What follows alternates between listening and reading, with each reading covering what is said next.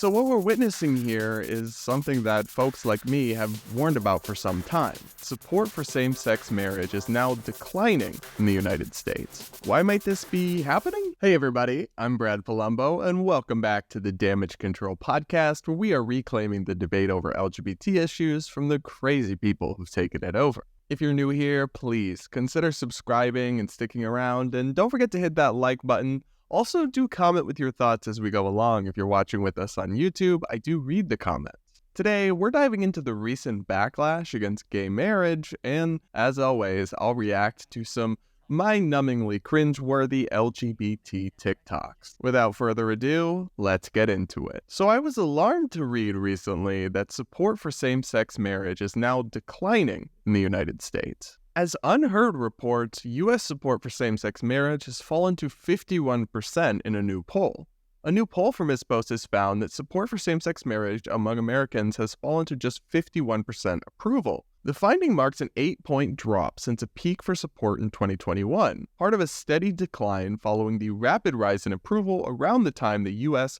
recognized same-sex marriage nationwide. The decline in support since 2021 is a major reversal from the years prior when approval was consistently growing. Why might this be happening? Well, Unheard has one possible explanation. Following a years-long rise in support for gay marriage, a groundswell of anti-woke sentiment emerged around 2021, much of it directed at LGBT activism as parents gained a new window into their children's curriculum when schooling went remote during the COVID-19 pandemic. Elected Republicans at the state level enacted a wave of legislation restricting child gender transitions and school curricula on gender and sexuality. Gay rights have since been lumped in with trans rights in the popular imagination, which may have chipped away public support for gay marriage at the margins. Indeed, Gallup polling from last year found that the decline could mostly be attributed to Republicans, whose support for same-sex marriage fell from 56% to 41% between 2022 and 2023. So what we're witnessing here is something that folks like me have warned about for some time. It's a pendulum swing. Essentially, LGBT activism pushed so far to one side that people have gotten uncomfortable and there's been a real tangible backlash. We're now seeing that backlash manifest itself in declining support for same-sex marriage. But while I can understand the feelings and frustrations of people who've seen transgender and gender activism go way too far and are just fed up with all of it, I still think they're wrong to turn against gay marriage. Gay marriage is not the problem. It's the radical gender activism that has hijacked the success of the gay rights movement. Still, we are seeing a lot of people on the right revive opposition to gay marriage, which really faded into obscurity for some time. They're getting right back on it and going full steam, full court press against gay marriage, at least in some pockets of the online discourse. We're going to take a look at a thread from an influential Twitter account called America 2100, which is popular in the kind of new right, America First nationalist crowd. I'm going to go step by step through their arguments about why gay marriage was a mistake and explain why I think they're totally wrong. Here's how the thread starts. It's just two people getting married. They're not going to indoctrinate your kids. This doesn't affect you personally. All of that's in scare quotes. You've all heard these lines before. But here's the thing. Every single conservative fear about gay marriage came true. We'll show you. It's the start of a thread. Before we get into the specifics, just think about what an extreme and outlandish statement and claim that is. Every single conservative fear about gay marriage became true. Really? Because I'm old enough to remember that we were warned time and time again that legalizing gay marriage would lead to legalized polygamy, marriage between multiple people. It has not done so anywhere in the United States. I'm old enough to remember when conservatives warned it would lead to legalized bestiality. It has not done so anywhere in the United States. I'm also old enough to remember when people said it would lead to legalized sexual abuse of minors. It has not done so anywhere in the United States. But every single conservative warning about it has come true, guys. Let's read. Number 1, gay marriage is a slippery slope. For years, when conservatives worried that gay marriage could lead to things like polyamory or polygamy, the left scoffed. LGBT outlets like The Advocate regularly debunk the claim with stories like this. And they show a headline from The Advocate that says, Sorry, Ben Carson, marriage equality won't lead to polygamy. And then America 2100 says, here are some headlines from that very same outlet just a few years later. And the headlines included are, Judge offers possible legal recognition of polyamory. 8 reasons to open your queer relationship. Polyamory by the numbers. Polyamorous relationships granted rights in Massachusetts City. So what's interesting here is a real shifting of the goalposts. The original warning was that polygamy, the marriage of multiple individuals, not just 2 people, would be legalized if gay marriage was legalized. That has happened literally nowhere, so they're shifting the goalposts to justify their claim that every warning has come true by now talking about polyamory, which is just a romantic or sexual relationship involving 2 or more than 2 people, so 3 typically. Has that become more popular in recent years? Somewhat, sort of. A little bit, yeah, I still think it's a pretty fringe minority practice. But to be clear, it existed long before gay marriage. And straight people do polyamory too. Think of swinging, open marriages, all this stuff that has been around for some time. Are you kidding, baby?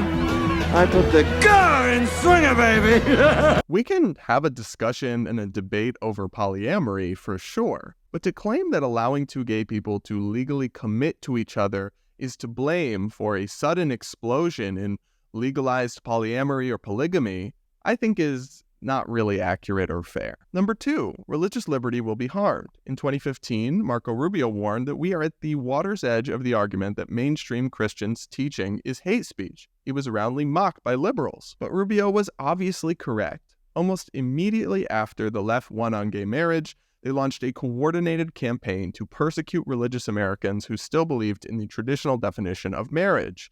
And in many cases, the courts just let them do it. The victims of this campaign are real people with real names and faces. Jack Phillips, a Christian baker in Colorado, politely refused to custom bake a cake endorsing gay marriage. As a result, he's been in court for more than a decade and has lost 40% of his business. So this is interesting.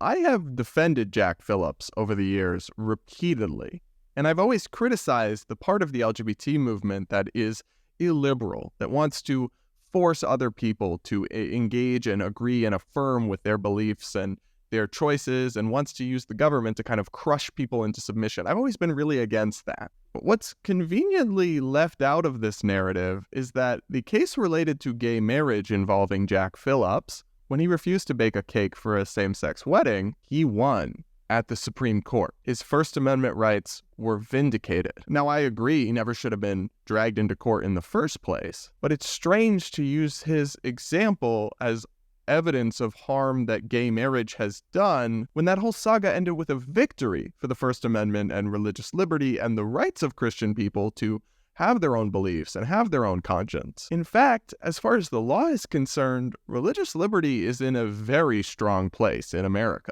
Next up in this thread is number 3. Christian institutions will be persecuted for their beliefs. After years of mocking Christians who worried they would lose their rights, the left turned on a dime.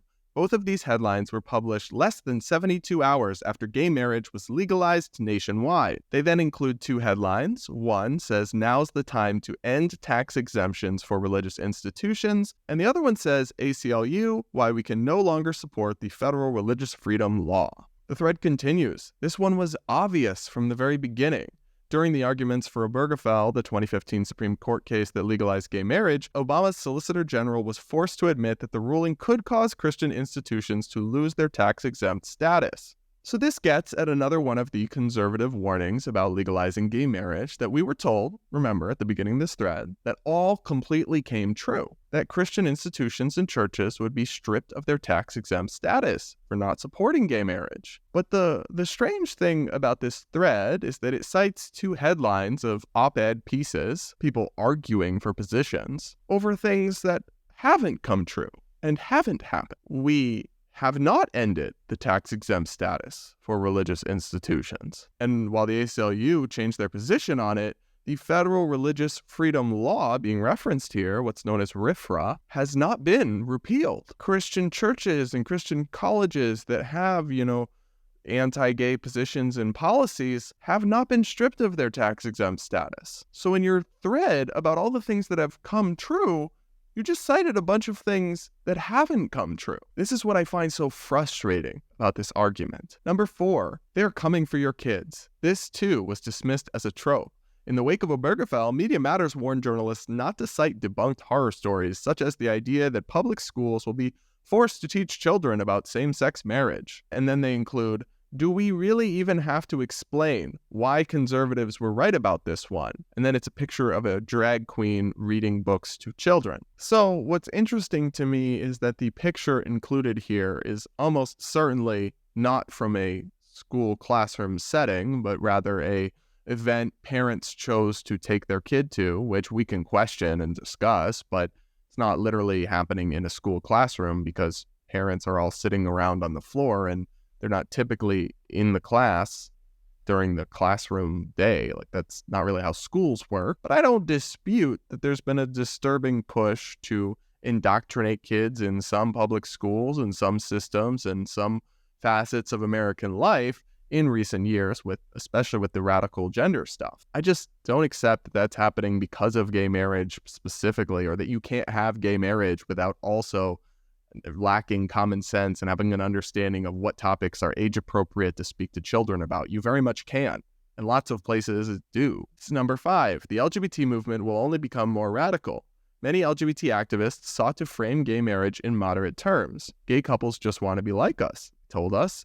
Some even made a, quote, conservative case for gay marriage. So the thing about this that I found interesting is there's a grain of truth to it. The LGBT movement has become much more extreme and much more radical in the years after gay marriage, and I've talked about why I think that is. Part of it is activists needing to justify their own existence, and because their biggest fundraising goal and objective was basically achieved overnight, thanks to the Supreme Court, they had to invent new purposes to fundraise and new causes to get themselves in the headlines and attention, and as a result, they've strayed into this really radical territory. But it's not the everyday gay and married people who are doing that. It's the queer they thems, it's the professional trans activists, it's the purple-haired non-binary TikTokers. It's not the gay married dudes or the lesbian couple with their adopted kid down the street in suburbia from you.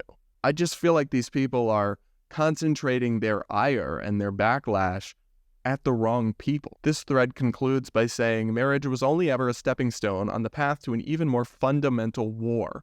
After destroying gender roles, the left moved on to the very concept of gender. With transgenderism, the left has now arrived at the final frontier, biological distinction itself. They conclude that it was never about tolerance and inclusion. It was about fundamentally transforming America. So the big problem I have with all of this is not that there aren't grains of truth to some of their criticisms of the modern LGBT movement. There are, and I've made similar criticisms myself. It's that they're taking this idea of the slippery slope and putting far too much credit in that as an argument. Slippery slopes do exist, but also a slippery slope argument can be used to object to any form of progress or change ever. And when things have started to go too far down the slope, right, the answer isn't always to go back to square one.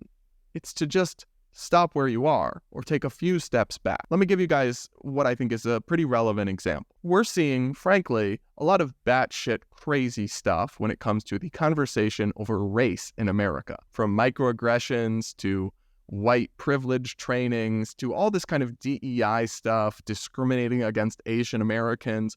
I think most common sense people think we've gone really too far. But by the logic these folks are using about gay marriage, you could say that desegregating America and passing the Civil Rights Act was the slippery slope that opened the door to all this modern insanity. But the solution isn't frickin' to go back to segregation, an evil and unjust and unfair system. It's to take a couple steps back and go back to the Martin Luther King vision of judging everyone by the content of their character and having equality for all under the law, rather than this insane woke territory we're now increasingly straying into on racial justice conversations. In the same way, the response to radical LGBT activism is not to go back to the 1950s. And in fact, the more you try to do that, the more you're only going to isolate normal Americans who still support basic dignity and acceptance for gay people, but just aren't on board with the radical stuff. And you're going to make them feel like they have to side with the activists because you're trying to undo everything. That's why I disagree with all of this so profoundly. I want to wrap up the gay marriage discussion with one more data point. Remember, we were told that gay marriage would destroy marriage as an institution in America for heterosexual people too, as one of the many conservative warnings that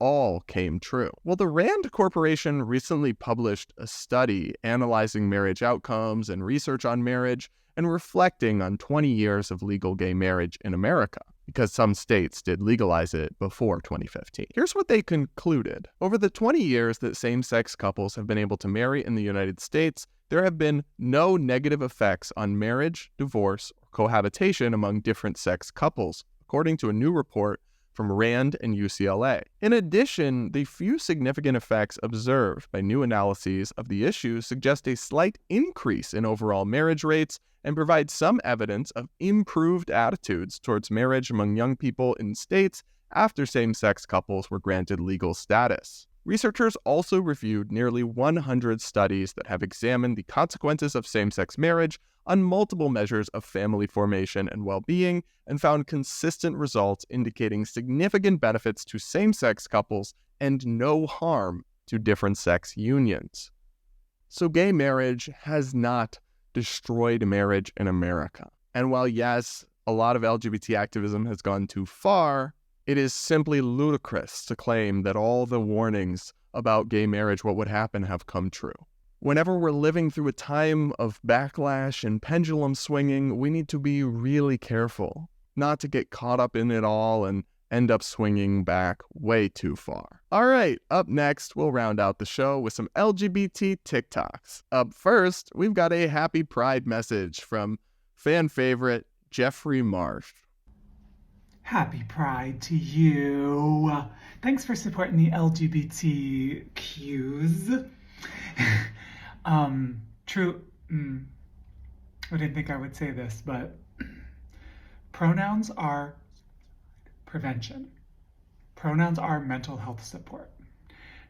Respecting a person's personhood, life, is the highest good you can do as a human being. Let us remember that in June. Yes, things have been hairy for the LGBTQs for a bit. And your light, your kindness can be the difference. The difference in someone's life. You're powerful. Thank you. So one, I just hate the LGBTQs reference. Like, can we not talk about people like that? Like, I'm not an LGBTQ. I am a gay man.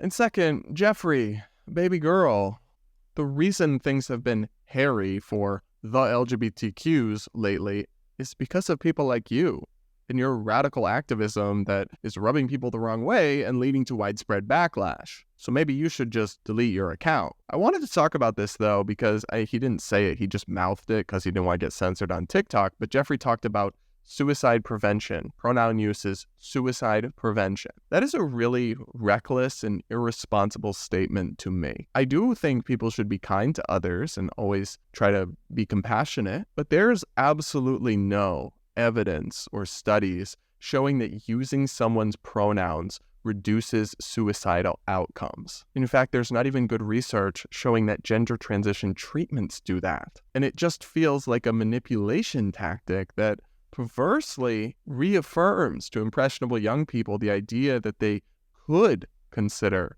that tragic decision if people don't affirm their pronouns and their choices. That's really toxic, and it's not good for anyone. So Jeffrey, the best way to celebrate Pride Month would be to stop posting. You're just doing so much more harm than good at this point. Up next, this biologically male, non-binary TikToker is surprised and upset that straight men don't want to date them. Dating as non-binary, let's go. So I have struggles dating as a non-binary person because some people cannot tell if I am either male or female.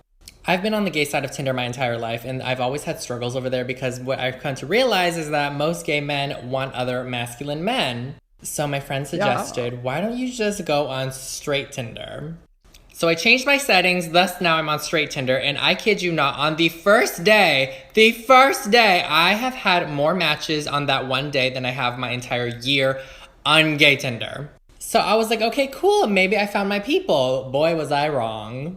I made a good connection with this one guy. He was 6 foot, he was Korean. We had a good conversation about anime, and he asked me to hang out. And I was like, oh my gosh, I would love to on a boba date. Everything seemed going good, but I was like, let me just make sure that he knows that I'm non-binary before meeting up. And so as a way of him to read my profile, I mentioned something on his profile. I mentioned his dogs are really cute, and you have to click through the photos to see them in hopes that he thoroughly looks through my page as well, because it clearly states in my bio that my pronouns are he, him, and his, and that I am non-binary. At one point in the conversation, he even mentioned my name because we had to change the time, and he was like, thanks, Kevin, which is traditionally a male name. I bring up that I'm non-binary, and he goes, what is that? I'm over here like, oh boy, here we go. It means I'm not necessarily exclusively male or female. And he goes, oh, okay. I was like, yeah, I just wanted to be honest with you before we meet up. And since then, he has not responded. I'm just like, what was going through his head? Like, did he think I was a girl named Kevin? Because he literally said my name. And what kind of guy that is looking for a relationship doesn't read someone's profile? Needless to say, I will be staying single until further notice, or until Kim Tae-young from BTS wants to sweep me up off my feet. So, wow, there's a lot to unpack there. First off, babe, you make no sense. You're non-binary, but your pronouns are he, him. And you claim that you're neither male nor female, which is just not true. You can talk about your gender identity all you want. You're a biological male, babe. It's just the facts. And I can't believe I have to explain this, but heterosexual men aren't attracted to biological males. So when you falsely set up your Tinder settings so that you must have had to set yourself as a female in order to show up to straight men, and then it didn't work out because somebody who was interested, because you do present very feminine and could be passed for a woman, I suppose, from a couple pictures, when they found out, they just weren't interested anymore. They didn't hate crime you, they didn't hurl slurs at you, they just were like, just ghosted you, which is what you do on dating apps when you're not interested. Number one, why are you surprised? This is just common sense what would happen when you deceived people like this and fraudulently set up your settings. And number two, why are you acting like this is somehow problematic behavior? This is just a common sense response to the decisions that you made. I honestly want you and people like you to find love and be happy. But if you keep setting yourself up for failure, you can't then complain and play the victim. At least, not if your goal is to make any sense. Up next, this lovely gay influencer has a message for us ignoramuses who don't want to use cat's pronouns or whatever. Here's a hot take. I don't think anyone should be able to tell someone else how they experience themselves. Somebody identifies with a gender you don't understand. That's tough. Sometimes life works like that. I don't speak French, but I'm not going to sit here and tell you it's not a real language. Ugh, there's something just so condescending about his videos that just give me the heebie-jeebies a little bit. Let me explain something to this individual. People are free to feel whatever way they want, to talk about themselves in whatever manner they please. But the step you're skipping is that because they feel that way, we have to agree with it or affirm it. We don't. And so I agree. They can feel whatever, have whatever understanding of themselves they want. But what they can't do is demand that other people affirm and accept it. And I'm sorry, but with all the pronoun nonsense, a lot of people aren't going to accept. Your logic would have us say that, oh, if somebody tells you they identify as a cat, we should respond by saying, yes, okay, whatever you say about yourself, meow, meow. Do you want some catnip? Like, you're trying so hard to be open-minded that your brain falls out. If you want to go affirm Delulu people, be my guest. Nobody's stopping you. But what you can't do is demand that we all do the same. It's a free country, and we're simply not going to do that, and you can't make us. All right, everybody, we'll leave it there for crazy LGBT TikToks, because I can't handle much more without incurring permanent brain damage. Thanks so much for tuning in. Thanks so much for joining me on this episode of the Damage Control Podcast. Make sure you're subscribed if you're watching us on YouTube. Rate and review wherever you're listening. If you're an audio podcast listener, don't forget to hit that like button, comment, yada, yada, yada. And we'll talk again next week.